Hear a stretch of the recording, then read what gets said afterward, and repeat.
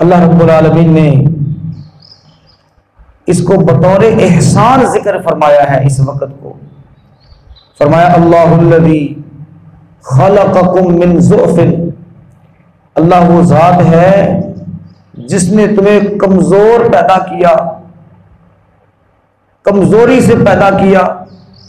ثم جعل من بعد ضعف قوة، پھر اس کمزوری کے بعد اللہ نے تمہیں طاقتیں بخشی.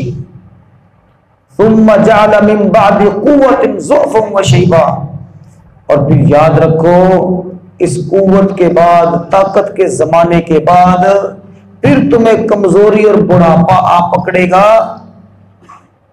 لہذا اس جوانی کے وقت میں، طاقتوں کے اس دور کے اندر کچھ کرنے کا عزم کر لو، کچھ رول پلے کرو، کچھ دکھاؤ کہ ہم کیا ہے. محترم بھائیو، اللہ رب العالمین نے یہ بطور احسان جوانی کا وقت اس کا ذکر فرمایا ہے. اور پیارے پیغمبر جناب محمد رسول اللہ صلی اللہ علیہ وسلم نے بھی نوجوانوں کی کردار کو سراہا. فرمایا، عقبہ بن عامر رضی اللہ عنہ سے مروی ہوئی روایت ہے مجمع الزوائد میں اور اسی طرح سے مسند احمد میں، فرمایا ان اللہ لا یعجب، بے شک اللہ تعالیٰ تعجب کرتا ہے، حیران ہوتا ہے. کس پر حیران ہو رہا ہے اللہ رب العالمین؟ اس نوجوان پر، من الشاب الذی، اس نوجوان پر لیست لہ صبوۃ، جس کی جوانی میں الڑ پن نہیں ہے، بےہودگی نہیں ہے، جس کی جوانی میں عام جو چھچوریا پن ہوتا ہے وہ نہیں ہے. صبوۃ، جو کریکٹر وائز بہت اچھا ہے. اللہ رب العالمین اس نوجوان پر تعجب فرماتا ہے. اللہ اکبر. پیارے پیغمبر نبی محمد رسول اللہ صلی اللہ علیہ وسلم نے انسان کے متعلق کہ کل قیامت کے دن جب تک وہ 5 سوالوں کے جواب نہیں دے لے گا، اس وقت تک زمین اس کے قدموں کو نہیں چھوڑے گی. وہ 5 سوال کیا ہیں؟ اللہ کے نبی صلی اللہ علیہ وسلم کو گنوایا، اور ان میں سے وَعَدَّ مِنْهُمْ، ان میں سے ایک سوال تھا جوانی کے متعلق.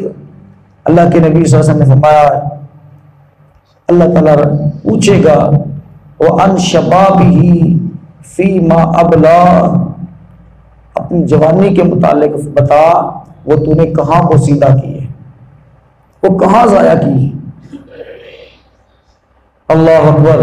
اور وہ شخص جو اپنی جوانی کے ایام کے اندر مجنون بنا رہا، پاگل بنا رہا، دیوانہ بنا رہا، آغاز جوانی ہے ذرا جھوم کے چلتے ہیں، لوگ یہ سمجھتے ہیں کہ کچھ پی کے نکلتے ہیں، جو اس انداز کے ساتھ اپنی زندگی کو بسر کرتا ہوگا، محترم بھائی اس کے پاس کیا جواب ہوگا رب کے پاس کہ میں تو مجنون بنا رہا، ساری رات سوشل میڈیا پر گزارتا رہا.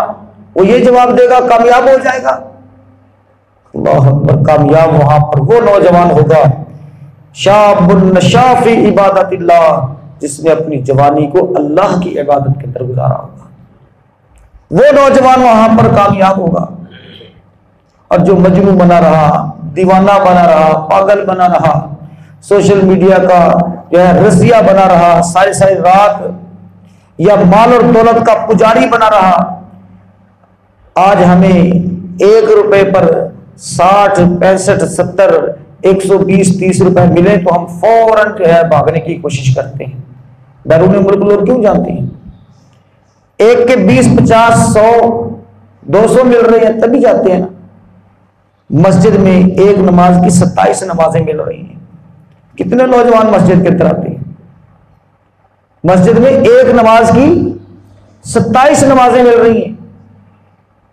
ہمارا دھیان ہے، ہماری توجہ ہے اس طرف.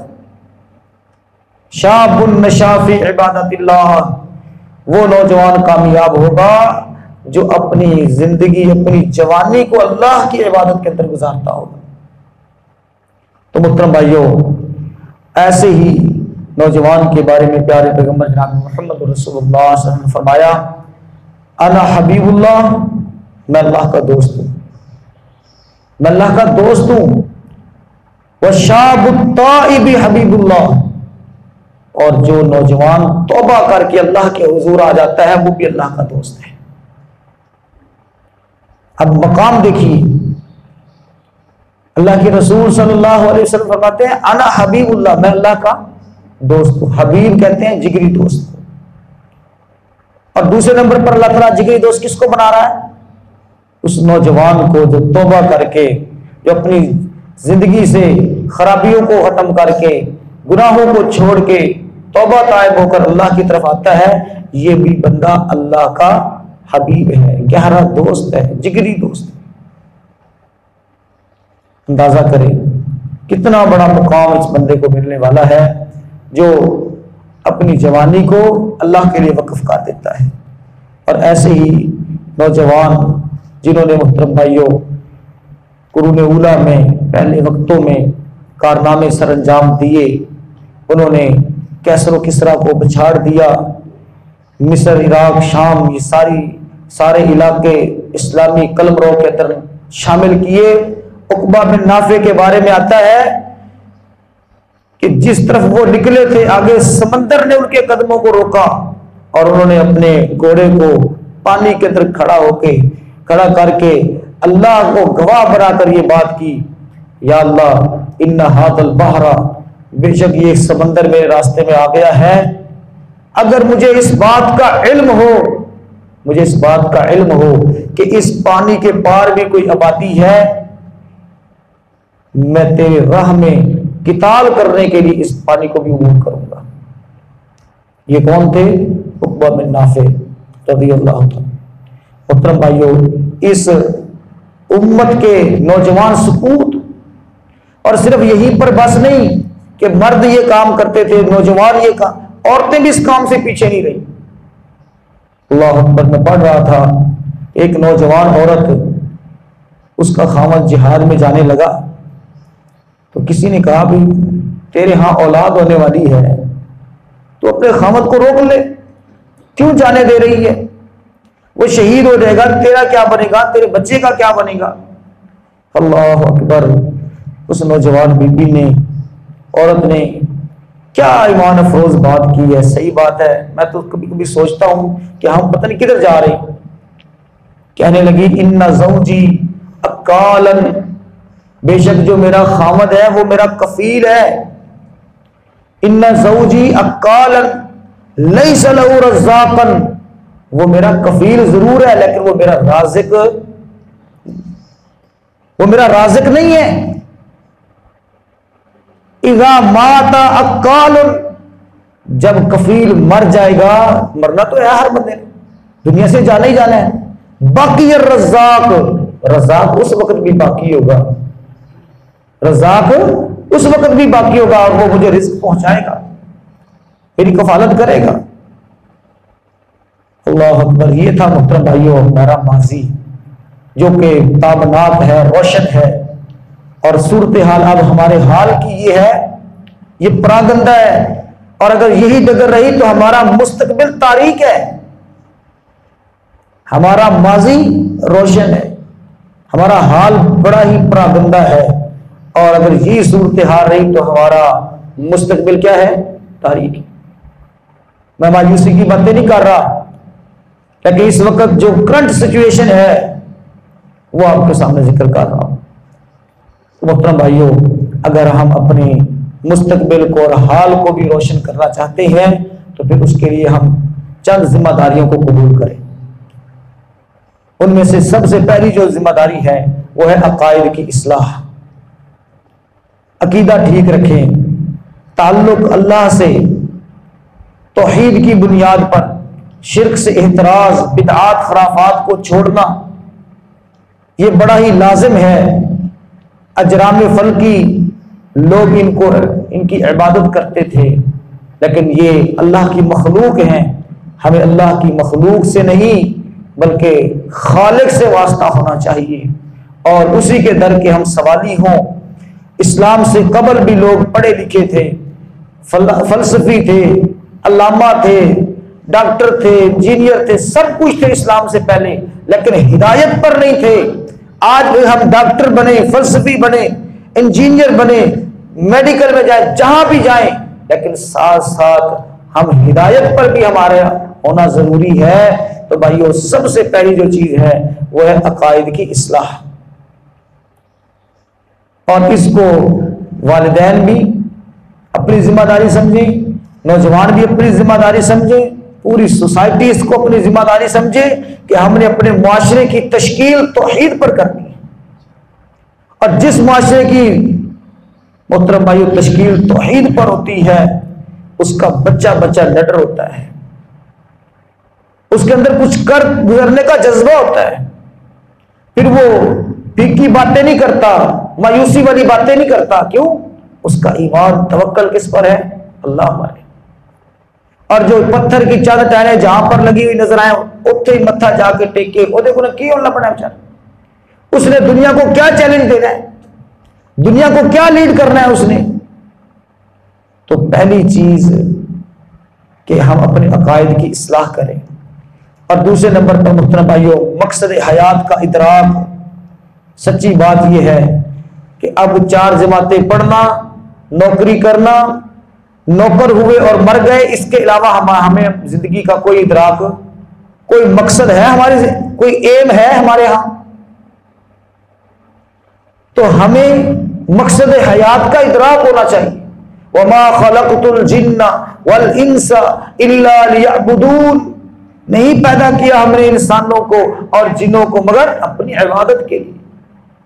یہ ہے مقصد حیات، جو کہ ہم نے آج بلا دیا۔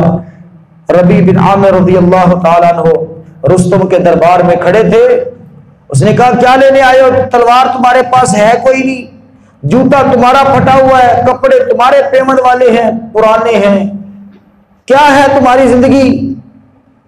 تو کیا فرمایا تھا ربیع بن عامر نے؟ متاثر نہیں ہوئے تھے ان سے کہ جناب پریشان ہو جائیں، واقعی یہ تو شاہانہ لباس میں ہیں، ان کی تو ثقافت، ان کی تو تہذیب، ان کا تو لباس، آج ہم ہر چیز جو ہے ان سے انسپائر ہو جاتے ہیں، پریشان ہو جاتے ہیں کہ جناب ہمارے پاس تو ہم تو 3rd کلاس زندگی بسر کر رہے ہیں۔ نہیں، ان کے پاس توحید تھی، مقصد حیات ان کا سیٹ تھا، زندگی میں ایم تھا۔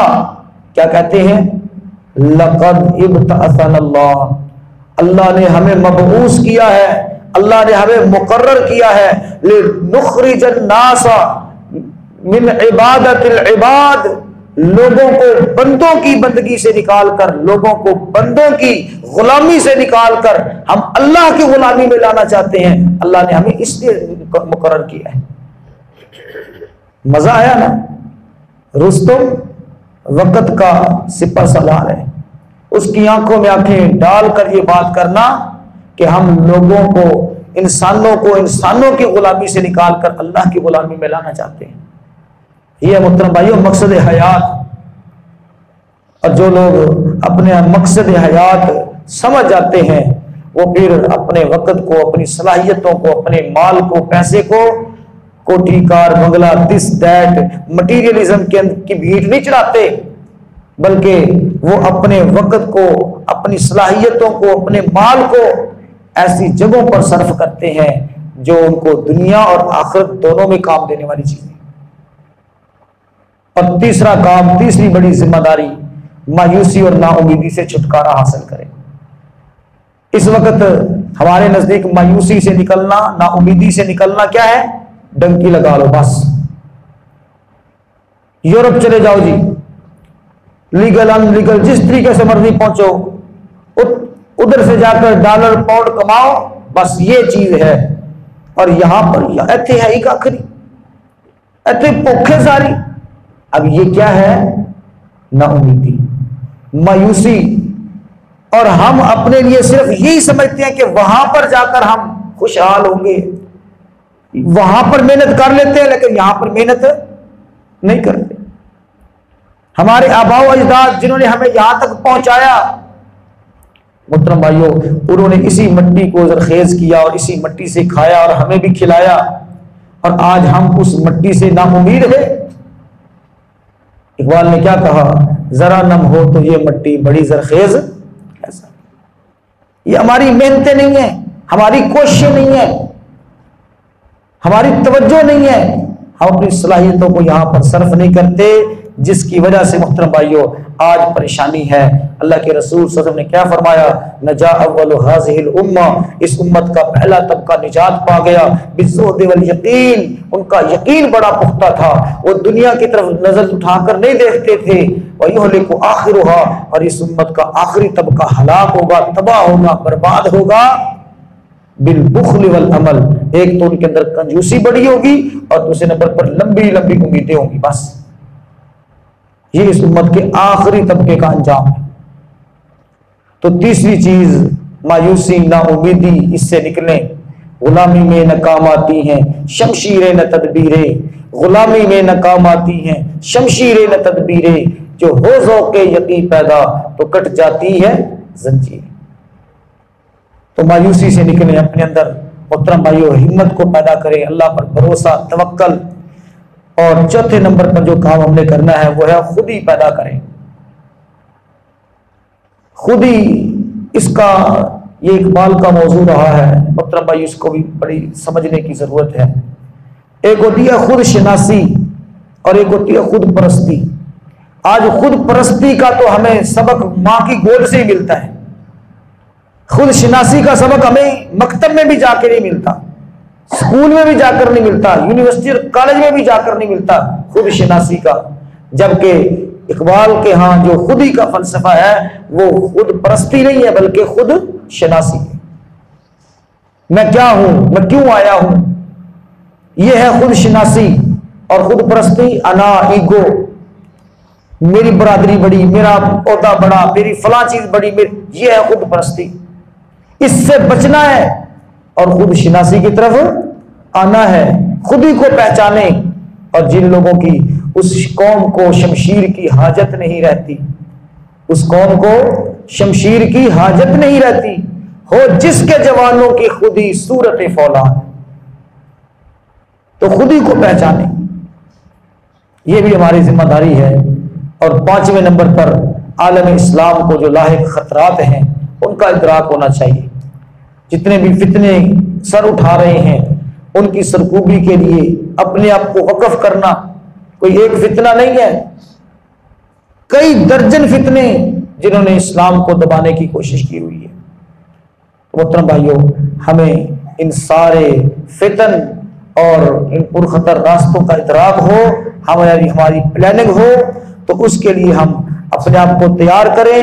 پورا کفر اپنے سارے وسائل کے ساتھ اسلام پر حملہ آور ہے، فزیکلی بھی محترم بھائیوں، اسی طرح سے آپ دیکھ لیں معاشی اعتبار سے بھی، سماجی اعتبار سے بھی، ہر اعتبار سے وہ اسلام پر حملہ آور ہے.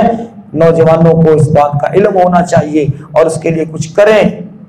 سوا عرب مسلمانوں کا جو حال اور مستقبل ہے یہ بڑا ہی محترم بھائیوں پریشان کن ہے.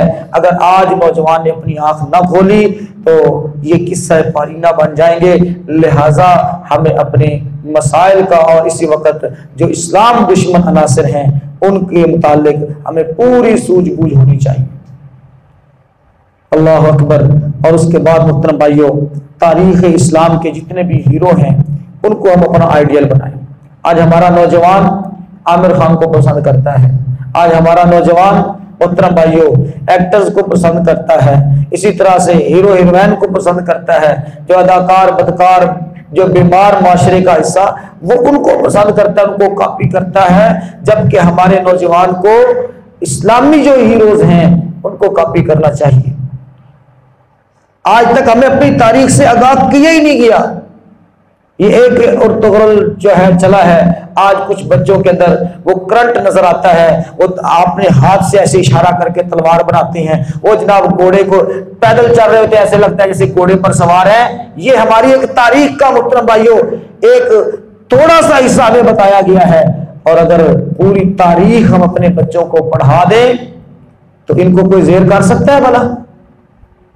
اور مودی جیسے کو تو کچا چبا جائیں گے. یہ اللہ کے فضل سے وجہ صرف یہ ہے کہ ہمیں اپنی تاریخ سے کوئی سابقہ نہیں ہے، کوئی واسطہ نہیں ہے. ہم ڈائجسٹ پڑھنا پسند کرتے ہیں، ناول پڑھنا پسند کرتے ہیں، فلمیں، ڈرامے.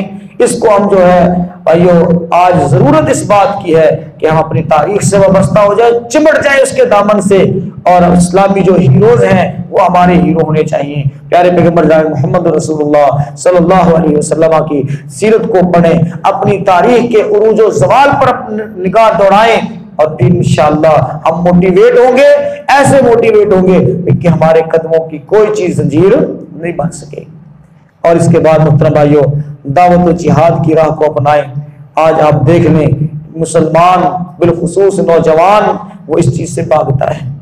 دعوت و جہاد کو اپنانے سے، اس میدان کی طرف آنے، داڑھی اور یہ کیڑی عمر ہے داڑھی رکھنے کی، ہم بھی محترم بھائیوں ان کی حوصلہ افزائی نہیں کرتے. ہمیں حوصلہ افزائی کرنی چاہیے. جو بچہ دین کی طرف آتا ہے، مسجد کی طرف رخ کرتا ہے، جہادی میدانوں میں جانے کی بات کرتا ہے، ہم سمجھتے ہیں بس یہ تو موت کے منہ میں چلا گیا. یہ جو اتنے قبرستان بڑے بڑے، یہ سارے کشمیر گئے تھے، افغانستان گئے تھے، اور ادھر ہی کئی لوگوں کی زندگی کی ابتدا بھی ہسپتالوں میں ہوئی، ان کی زندگی کی انتہا بھی ہسپتالوں میں ہو گئی. کیا لے کر گئے دنیا سے؟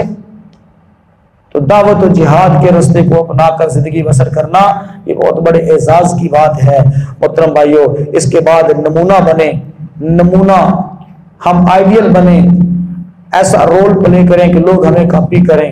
وہی جوان ہے قبیلے کی آنکھ کا تارا، وہی جوان ہے قبیلے کی آنکھ کا تارا، کردار جس کا ہو بے باک اور ضرب ہو کاری. نمونہ بنے محترم بھائیوں. لوگ ہمیں جو ہے اپنا آئیڈیل سمجھیں، اور کب سمجھیں گے؟ جب ہماری ساری تربیت قرآن و سنت پر ہوگی تو لوگ ہمیں واقعتاً اپنا آئیڈیل سمجھیں گے. با اخلاق بنے، با حیا بنے. بھائیو اس وقت سب سے زیادہ جو ہمارے اوپر کہہ لیں کہ وار چل رہا ہے وہ ہے بے حیائی کا وار. یہ جو میرا جسم میری مرضی، یہ سلوگن، یہ نعرے، یہ ہمیں کیوں دیے جا رہے ہیں؟ تاکہ یہ ان کے اندر سے حیا کو کھرچ کر نکال دو، اور جب حیا نہیں رہے گی تو پھر جو مرضی کرتے پھرے. تو با حیا بنے، با اخلاق بنے. اور اسی طرح سے بھائیوں جو ہے ہماری قوتیں، صلاحیتیں، حوصلے، امنگ اور ساری چیزیں، جفاکشی، یہ جوانی کے دور کے اندر، جوانی کے ایام کے اندر بڑی مضبوط ہوتی ہے. یہ چند گزارشات میں نے آپ کے سامنے رکھی ہیں اپنی اس گولڈن دور کے حوالے سے، جوانی کے اعتبار سے. تو میں امید کرتا ہوں، اور بلکہ مجھے بڑا حوصلہ ہوا آپ کے اس اعتکاف سے کہ جس میں ماشاءاللہ کثرت جو ہے وہ نوجوانوں کی ہے. جی اللہ رب العالمین ہمارے بزرگوں پر بھی رحم فرمائے، اللہ تعالی ہمارے نوجوانوں کی اصلاح فرمائے، اللہ رب العالمین ثابت قدمی عطا فرمائے، اللہ رب العالمین استقامت عطا فرمائے. ہمیں اپنے اخلاق کے کردار کو جو ہے سنوارنے کی توفیق عطا فرمائے. جب تک زندہ رکھے اسلام پر، جب موت دے تو شہادت اور ایمان کی موت سے نوازے. ربنا تقبل منا انک انت السمیع العلیم وتب علینا انک انت التواب الرحیم.